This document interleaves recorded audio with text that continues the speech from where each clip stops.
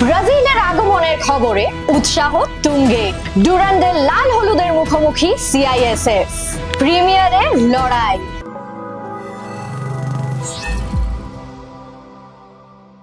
বিশ্বকাপ ফুটবল সবে শেষ হয়েছে, এখনো তার রেশ কাটেনি। তার মধ্যে সুখবর বাংলার ফুটবল প্রেমীদের জন্য। শরতের মহানগর আক্রান্ত হতে চলেছে সাম্বা ঝড়ে। আমি শিবাঙ্গনা, আইএফএ টিভিতে আপনাদের স্বাগত জানিয়ে শুরু করছি আজকের পর্ব। গতকাল থেকেই একটা খবরে নজর ৮ থেকে ৮০ বাঙালি ফুটবল প্রেমীদের। ভারতীয় ফুটবলের প্রায় ১৭৫ বছরের ইতিহাসে এই প্রথম বাঙালি সাম্বা ঝড় প্রত্যক্ষ করবে নিজের শহরে নিজেদের স্টেডিয়ামে বসে। অপেক্ষার প্রহর গোনা শুরু।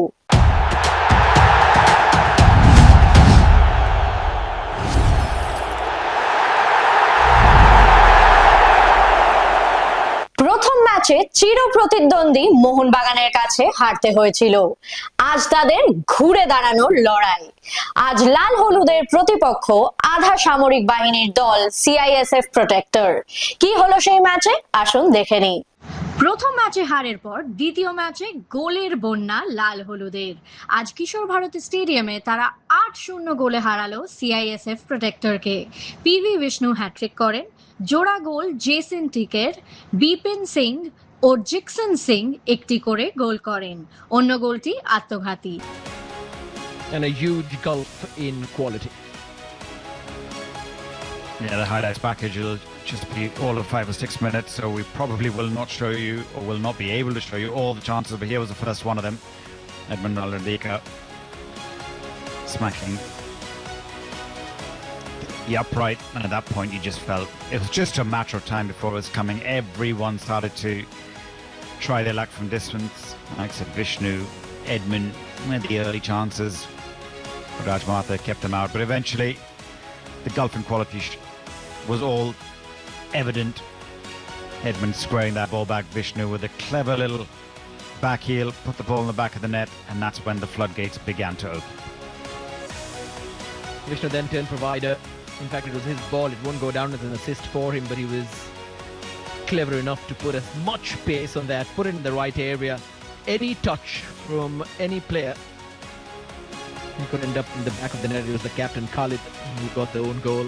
Ramirez then teed up Jeekson, who had an almost similar side-footed effort from outside the box, just go wide early in the game.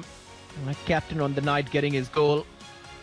Before this happened, a wonderful acrobatic effort from PV Vishnu as he doubled his tally, and East Bengal at this point were running away with the game.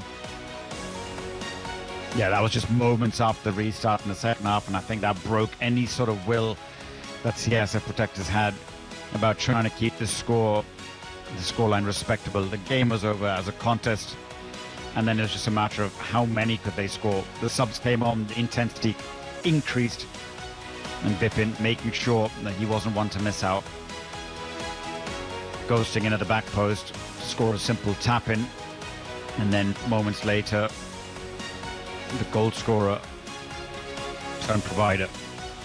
In between, Justin had a few chances, should have added to the tally.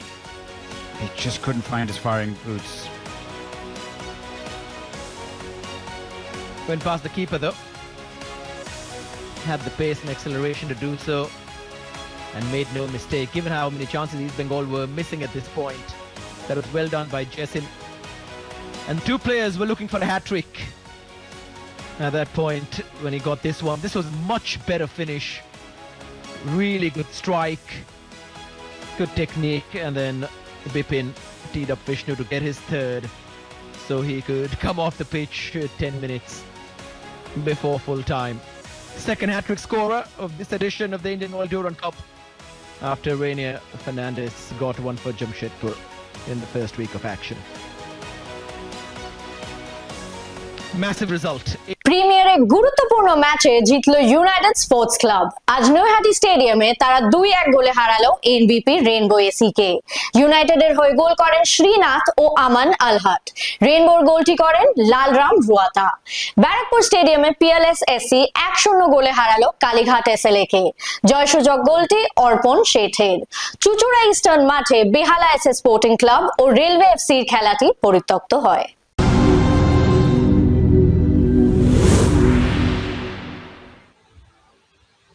আপনারা দেখছেন এই মুহূর্তে আজকের match Peerless এবং Kalighat sports club অ্যাসোসিয়েশনের ম্যাচে গোলের সেই মুহূর্ত দেখছেন। এই মুহূর্তে গোলের মুহূর্তটা কিভাবে আক্রমণে চলে আসে পিয়ারলেস এবং সেখান থেকে সেই কিন্তু আজকের ম্যাচে একমাত্র গোলটা করে নেয় পিয়ারলেস, পাওয়ার্ড বাই উপহার রাইস। সেই গোলের মুহূর্তটা আপনারা দেখছেন, ফের একবার দেখছেন কিভাবে আক্রমণে আসে একদম প্রথমার্ধের শেষ মুহূর্তে। সেখান থেকে একটা থ্রু বল দুজনের মাঝখান দিয়ে চলে যায়, সেখান থেকে 11 নম্বর জার্সি অর্পণ ঠান্ডা মাথায় ফিনিশ করে দেয় অর্পণ, পাওয়ার্ড বাই উপহার রাইস।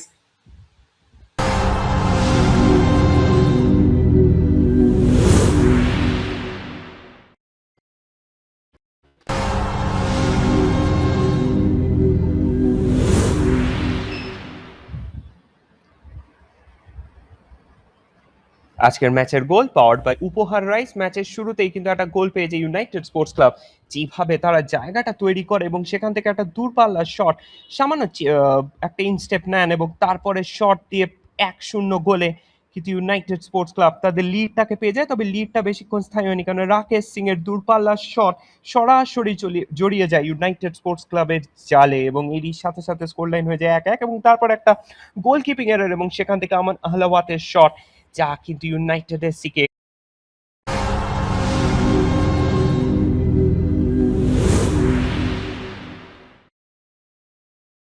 আজকের ফলাফল ক্যালকাটা ফুটবল লিগ।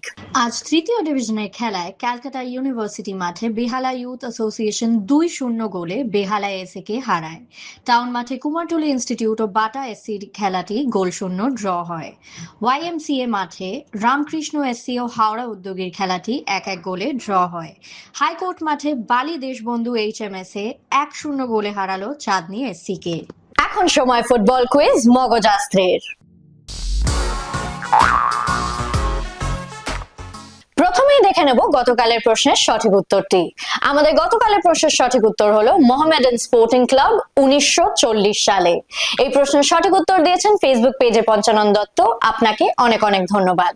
চলে আসি আজকের প্রশ্নে। ইতিমধ্যে সবাই জেনে গেছেন ব্রাজিল দল আগামী অক্টোবর মাসে প্রথমবার ভারতে খেলতে আসছে। ভারত পুরুষদের ফুটবলে ব্রাজিলের মুখোমুখি না হলেও একবার মহিলা ভারতীয় দল ব্রাজিলের মুখোমুখি হয়েছিল। আমাদের প্রশ্ন, ভারতীয় মহিলা ফুটবল দল কবে ব্রাজিলের মুখোমুখি হয়েছিল? উত্তরটা যদি জানা থাকে অবশ্যই লিখে ফেলুন কমেন্ট বক্সে। আমাদের আজকের ভিডিও যদি আপনাদের ভালো লেগে থাকে তাহলে অনেক অনেক শেয়ার করুন এবং আমাদের ফেসবুক পেজটিকে ফলো করুন। বাংলা ফুটবলের আরো অনেক খবর জানতে আমাদের ইউটিউব চ্যানেলটিকে সাবস্ক্রাইব করুন এবং বেল আইকনটি প্রেস করে দিন। আজ এখানেই শেষ করছি, তবে আবার দেখা হচ্ছে আগামীকাল। শুভরাত্রি।